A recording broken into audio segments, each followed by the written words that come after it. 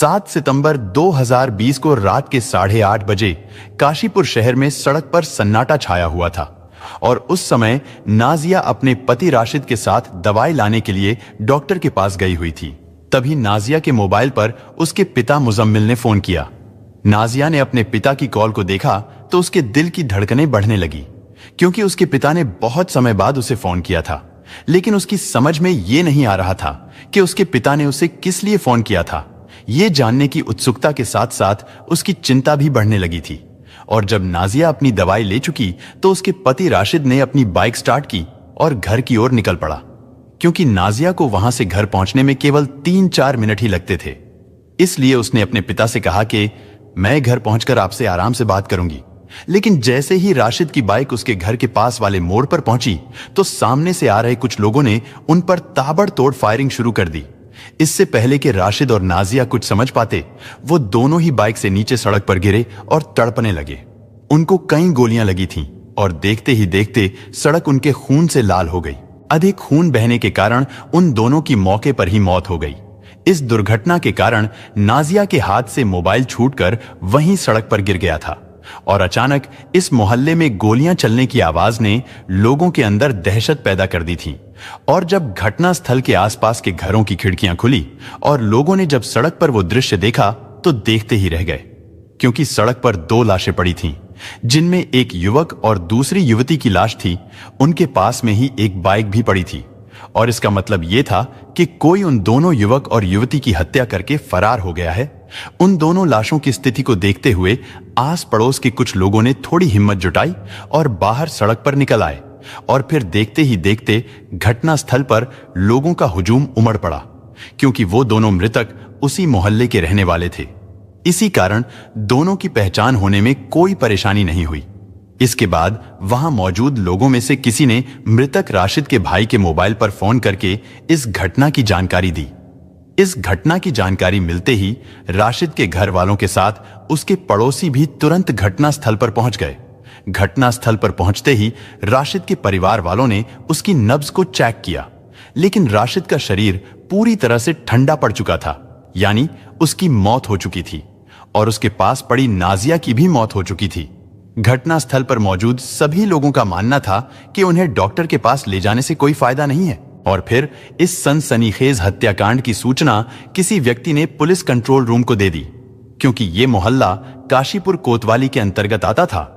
इसलिए कोतवाली प्रभारी सतीश चंद्र कापड़ी पुलिस टीम के साथ घटना स्थल के लिए निकल पड़े और सूचना मिलने पर ईएसपी राजेश भट्ट, सीओ मनोज कुमार भी मौके पर पहुंचे। घटनास्थल पर पहुंचकर पुलिस ने जांच पड़ताल की तो राशिद और नाजिया के शव पास ही पड़े हुए थे और राशिद का चेहरा बुरी तरह से खराब हो चुका था। राशिद के चेहरे को देखकर तो यही लगता था कि हत्यारों ने उसके सिर से सटाकर गोली चलाई थी, जिसके कारण उसके चेहरे को पहचानना बहुत मुश्किल हो गया था। और फिर इस घटना को लेकर पुलिस ने राशिद और नाजिया के परिवार वालों से जानकारी जुटाई तो राशिद के परिवार वालों ने बताया कि उन दोनों का लंबे समय से प्रेम प्रसंग चल रहा था और जिसके चलते वो दोनों घर से भाग गए। और फिर उसी दौरान जून 2020 में राशिद और नाजिया ने प्रेम विवाह कर लिया था। फिर कुछ समय बाद वो दोनों काशीपुर वापस आ गए थे और जब से दोनों पास में ही किराए का कमरा लेकर रहने लगे थे। और उस दिन नाजिया की तबीयत खराब होने के कारण शाम के समय वो दोनों दवाई लेने के लिए अपनी बाइक से डॉक्टर के पास गए थे और वहां से वापस घर आते समय किसी ने उन दोनों की गोली मारकर हत्या कर दी थी। घटनास्थल की जांच के दौरान पुलिस ने मृतक राशिद और उसकी बीवी नाजिया के मोबाइल अपने कब्जे में ले लिए थे और जब पुलिस ने उन दोनों के मोबाइल की जांच की तो पता चला कि घटना के समय नाजिया अपने पिता से फोन पर बात कर रही थी और ये सुराग मिलते ही पुलिस समझ गई थी कि राशिद और नाजिया की हत्या में नाजिया के पिता मुजम्मिल का हाथ हो सकता है। इसके बाद पुलिस तुरंत मुजम्मिल के घर पहुंची तो वहां से पता चला कि नाजिया का पिता मुजम्मिल घर से फरार है, क्योंकि उसके घर पर ताला लगा हुआ था, यानी उसके अन्य परिवार वाले भी घर से गायब थे। घर के सभी लोगों के अचानक इस तरह फरार होने से इस हत्याकांड में पुलिस को नाजिया के घर वालों का हाथ होने का अंदेशा बढ़ गया था। इसके बाद पुलिस ने नाजिया के परिवार वालों को सब जगह ढूंढा, लेकिन उनका कहीं से कुछ पता नहीं चला। इसके बाद पुलिस ने उन दोनों के शवों को पोस्टमार्टम के लिए भिजवा दिया और फिर इस केस में मृतक राशिद के भाई नईम की तहरीर के आधार पर पुलिस ने नाजिया के पिता मुजम्मिल, भाई मोहसिन के अलावा नाजिया के मामा अफसर अली और जौहर अली के खिलाफ धारा 302, 342 और भी अन्य कई धाराओं के तहत मुकदमा दर्ज कर लिया। इस केस में रिपोर्ट दर्ज होने के बाद एएसपी राजेश भट्ट और सीओ मनोज ठाकुर के नेतृत्व में अलग अलग 3 टीमों का गठन किया गया। पुलिस की टीम ने आरोपियों को अरेस्ट करने के लिए शरीफ नगर, ठाकुर द्वारा और मुरादाबाद में कई संभावित स्थानों पर दबिश दी, लेकिन बहुत कोशिश करने के बाद भी आरोपी पुलिस की पकड़ में नहीं आए थे। और फिर छापेमारी के दौरान 9 सितंबर 2020 को पुलिस को एक मुखबिर ने सूचना दी कि मुजम्मिल और उसका बेटा मोहसिन वो दोनों ही दढ़ियाल रोड स्थित लोहिया पुल के पास कहीं जाने की फिराक में खड़े हैं। सूचना मिलते ही काशीपुर कोतवाली प्रभारी सतीश कांपड़ी तुरंत पुलिस टीम के साथ लोहिया पुल पर पहुंचे। पुलिस ने चारों ओर से घेराबंदी करते हुए उन दोनों को अरेस्ट कर लिया और फिर पुलिस उन्हें लेकर कोतवाली पहुंची। इसके बाद पुलिस ने उन दोनों से इस हत्याकांड के बारे में पूछताछ की। पहले तो उन दोनों ने पुलिस को इधर उधर भटकाने की बहुत कोशिश की, लेकिन फिर नाजिया के पिता मुजम्मिल ने पुलिस को एक अजीब कहानी सुनाई। नाजिया के पिता ने बताया कि जिस समय वो अपने बेटे के साथ बेटी नाजिया से मिलने के लिए उसके घर के पास वाले नुक्कड़ पर पहुंचा तो उस समय नाजिया की हत्या हो चुकी थी। राशिद और नाजिया को उस हालत में देखकर वो दोनों बाप बेटे बुरी तरह से घबरा गए थे और उन्हें डर था कि उनकी हत्या का इल्जाम उन पर ना लग जाए। इस कारण वो तुरंत मौके से फरार हो गए थे। मुजम्मिल ने पुलिस को बताया कि उन्होंने तो राशिद के खिलाफ पुलिस में रिपोर्ट तक दर्ज नहीं कराई थी। यदि राशिद और नाजिया को मारना होता तो हमने उन्हें बहुत पहले ही मार दिया होता। लेकिन नाजिया के पिता की बातें सुनकर भी कोतवाली प्रभारी सतीश कांपड़ी का शक उस पर से हट नहीं रहा था और उन्हें लग रहा था कि ये झूठ बोल रहा है। फिर जब पुलिस ने मुजम्मिल और उसके बेटे मोहसिन से कड़ाई से पूछताछ की तो वो दोनों बुरी तरह से टूट गए और उन्होंने अपना जुर्म स्वीकार कर लिया। इसके बाद पुलिस ने उनकी निशानदही पर 315 बोर के 2 पिस्टल बरामद किए और फिर सरेआम ताबड़तोड़ फायरिंग करके इस दोहरे हत्याकांड को अंजाम देने वाले दोनों आरोपियों से वरिष्ठ पुलिस अधिकारियों के सामने पूछताछ करने पर राशिद और नाजिया की हत्या की जो कहानी सामने आई उसे सुनकर पुलिस भी हैरान रह गई। दोस्तों, इस घटना की सच्चाई को जानने के लिए हमारे साथ आखिर तक बने रहें। वीडियो में आगे बढ़ने से पहले हमारे चैनल को सब्सक्राइब और वीडियो लाइक करना बिल्कुल ना भूलें और समाज में हो रही ऐसी दिल दहला देने वाली घटनाओं से रूबरू होते रहें ताकि आप भी सावधान रह सकें। आइए अब आपको बताते हैं इस घटना के बारे में। दरअसल मृतक राशिद के पिता कमरुद्दीन उत्तराखंड में शहर काशीपुर के मोहल्ला अली खां में रहते थे। कमरुद्दीन का बड़ा परिवार था, लेकिन बच्चों के बड़े होते ही उसके बच्चे भी पैसे कमाने लगे थे, जिससे उसके परिवार की आर्थिक स्थिति बहुत अच्छी हो गई थी, क्योंकि उसका एक बेटा काम करने के लिए दुबई और दूसरा बेटा राशिद सऊदी अरब चला गया था। उनके दूसरे लड़के भी काशीपुर में ही अपना काम धंधा करते थे। कमरुद्दीन के घर के पास ही नाजिया के पिता मुजम्मिल का भी मकान था। मुजम्मिल की आर्थिक स्थिति तो पहले से ही मजबूत थी। दरअसल मुजम्मिल शरीफ नगर का निवासी था और गांव में उसकी काफी जमीन जायदाद थी और इस घटना से लगभग 10 साल पहले मुजम्मिल ने अपने गांव की कुछ जमीन बेच दी थी। इसके बाद वो काशीपुर के मोहल्ला अली खां में आकर रहने लगा था और उसकी ससुराल भी यहीं पर थी। काशीपुर में आने के बाद उसने यहां पर कुछ जमीन खरीदी और उस पर खेती बाड़ी का काम करना शुरू कर दिया। मुजम्मिल ने जमीन के बाकी बचे पैसों से एक कैंटर खरीद लिया था और उसके 4 बेटे जवान थे जो काफी समय पहले ही अपना अपना काम करने लगे थे। कैंटर को मुजम्मिल खुद ही चलाता था। उसकी 2 बेटियां भी थीं, जिसमें वो एक बेटी की पहले ही शादी कर चुका था और अब उसकी सबसे छोटी बेटी नाजिया ही बची थी। क्योंकि कमरुद्दीन और मुजम्मिल दोनों ही पड़ोसी थे, इसलिए उन दोनों के परिवार का एक दूसरे के घर आना जाना था। भले ही वो दोनों अलग अलग जाति से ताल्लुक रखते थे, लेकिन फिर भी उन दोनों परिवारों में घर जैसे ही ताल्लुकात थे और इसी के चलते कमरुद्दीन के बेटे राशिद और मुजम्मिल के बेटे मोहसिन में अच्छी दोस्ती हो गई थी। राशिद और मोहसिन का जब कभी भी कहीं कोई काम होता तो अक्सर वो दोनों साथ साथ ही घर से निकलते थे। नाजिया मोहसिन की छोटी बहन थी। क्योंकि नाजिया दिखने में काफी सुंदर थी, इसलिए राशिद नाजिया से प्यार करने लगा था।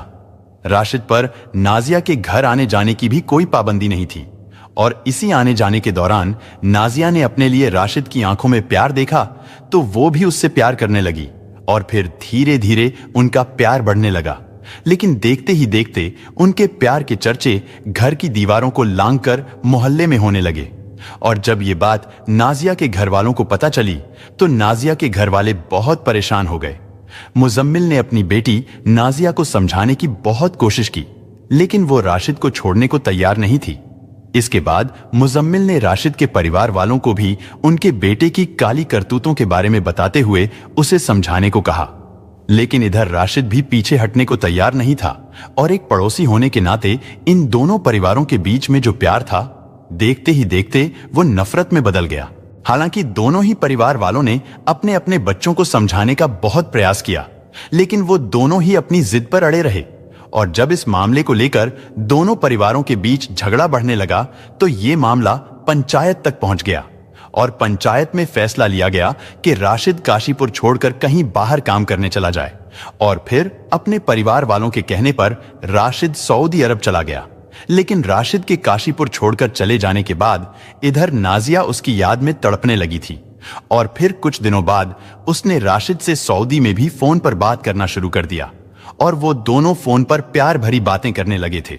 लेकिन कोरोना महामारी का समय आया तो राशिद अपने घर लौट आया क्योंकि इस समय घर आना उसकी मजबूरी बन गई थी।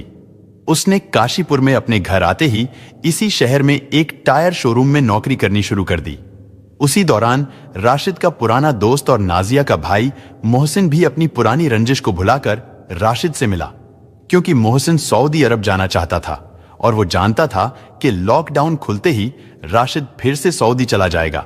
लेकिन राशिद के सऊदी चले जाने के बाद से ही मोहसिन के दिल में भी सऊदी जाने की इच्छा पैदा हो गई थी और मोहसिन जानता था कि वो राशिद के संपर्क में रहकर ही सऊदी अरब तक पहुंच सकता है। लेकिन मोहसिन के साथ फिर से दोस्ती हो जाने के बाद राशिद को तो अपने प्यार की मंजिल और भी आसान लगने लगी थी और दोबारा दोस्ती होने के कारण राशिद का नाजिया के घर फिर से आना जाना शुरू हो गया था और यही आना जाना उन दोनों को उस मंजिल तक ले गया जहां से उन दोनों का लौटना बहुत मुश्किल हो गया था। यानी उनके प्रेम संबंध और भी ज्यादा मजबूत हो गए थे। और फिर इस घटना से लगभग 3 महीने पहले राशिद और नाजिया अचानक घर से फरार हो गए। नाजिया के घर से फरार होते ही उसके घर वालों को गहरा सदमा लगा क्योंकि उन्होंने ये कभी सपने में भी नहीं सोचा था कि एक दिन उनकी बेटी उनकी इज्जत को तार तार कर देगी। नाजिया के पिता मुजम्मिल को पता था कि वो जरूर राशिद के साथ गई होगी।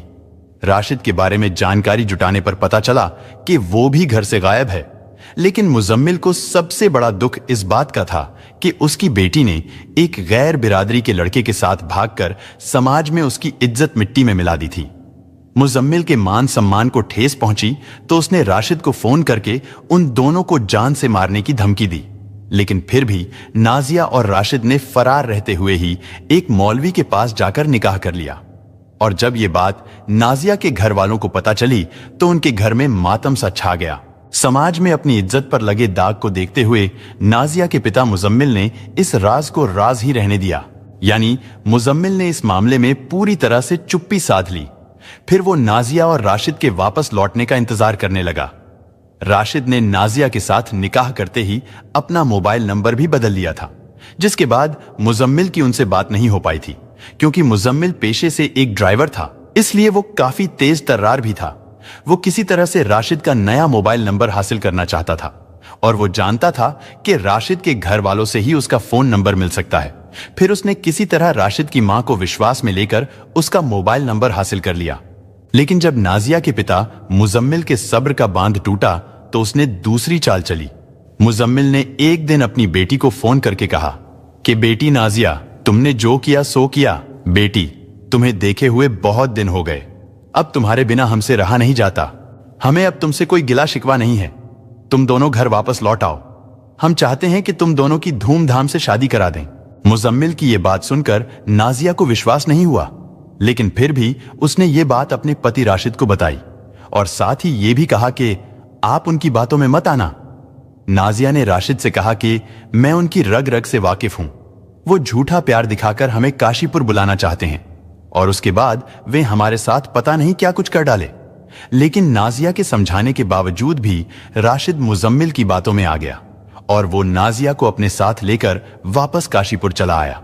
काशीपुर आने के बाद राशिद ने मोती मस्जिद के पास अली खां मोहल्ले में ही एक किराए का मकान ले लिया था और वो वहीं पर नाजिया के साथ रहने लगा था। इसके बाद मुजम्मिल राशिद और नादिया के प्रति अपने दिल में भरी हुई नफरत को खत्म करने के लिए उचित समय का इंतजार करने लगा। अपनी बेटी और राशिद के प्रति उसके दिल में इतनी ज्यादा नफरत पैदा हो गई थी कि वो किसी भी कीमत पर उन दोनों को मौत के घाट उतारने की योजना बना चुका था। और उसी योजना के तहत मुजम्मिल ने उत्तर प्रदेश के एक गांव से 315 बोर के 2 पिस्टल और 8 कारतूस खरीदे। उसके बाद मुजम्मिल अपने बेटे मोहसिन के साथ मिलकर उन दोनों का साएं की तरह पीछा करने लगा और देखने लगा कि राशिद और नाजिया कब, कहां और क्यों जाते हैं। और फिर इस घटना से लगभग 15 दिन पहले मुजम्मिल को यह जानकारी मिली थी कि नाजिया और राशिद जयपुर में स्थित कालूसित के मजार पर गई हुई है, क्योंकि कालूसित का मजार पथरामपुर के जंगलों में स्थित है। वहां दूर दूर तक झाड़ियां और जंगल ही फैला हुआ है।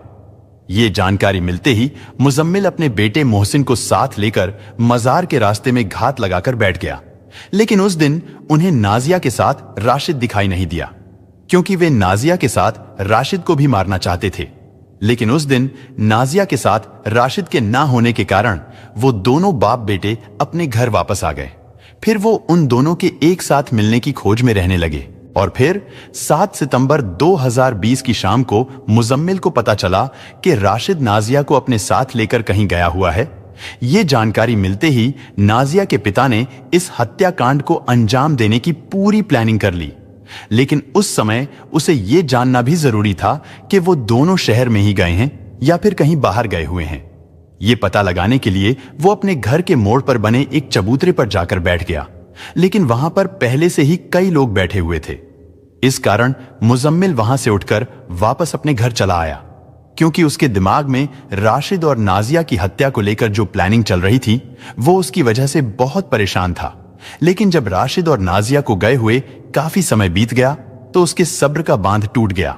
इसके बाद उसने नाजिया के नंबर पर फोन किया। नाजिया अपने पिता का फोन आते ही भावुक हो उठी और उसने पिता को बताया कि वो दवाई लेने आई हुई थी और अब वो कुछ ही देर में घर के लिए निकल रही है। ये जानकारी मिलते ही मुजम्मिल तुरंत अपने बेटे मोहसिन को साथ लेकर अपने घर की ओर आने वाले मोड़ पर पहुंच गया। उस समय वहां पर बैठे लोग भी अपने अपने घर जा चुके थे और जैसे ही राशिद नाजिया को साथ लेकर अपने घर की ओर जाने वाले मोड़ पर पहुंचा तो नाजिया के पिता और उसके भाई मोहसिन ने ताबड़तोड़ गोलियां चलाकर राशिद और नाजिया को मौत के घाट उतार दिया। मुजम्मिल और उसके बेटे मोहसिन से विस्तार से पूछताछ करने के बाद पुलिस ने उन्हें 10 दिसंबर 2020 को कोर्ट में पेश किया। फिर वहां से उन दोनों को जेल भेज दिया गया। दोस्तों, इस घटना को सुनाने का उद्देश्य किसी का दिल दुखाना नहीं है, किसी को परेशान करना नहीं, बल्कि आपको जागरूक करना है, आपको सचेत करना है। दोस्तों, इस पूरी घटना के बारे में आपकी क्या राय है, कमेंट बॉक्स में जरूर बताएं। और अगर हमारी मेहनत पसंद आई हो तो इस वीडियो को लाइक करते हुए शेयर भी करें। अगर आपने अब तक चैनल को सब्सक्राइब नहीं किया है तो हमारे चैनल को सब्सक्राइब कर लीजिए। धन्यवाद।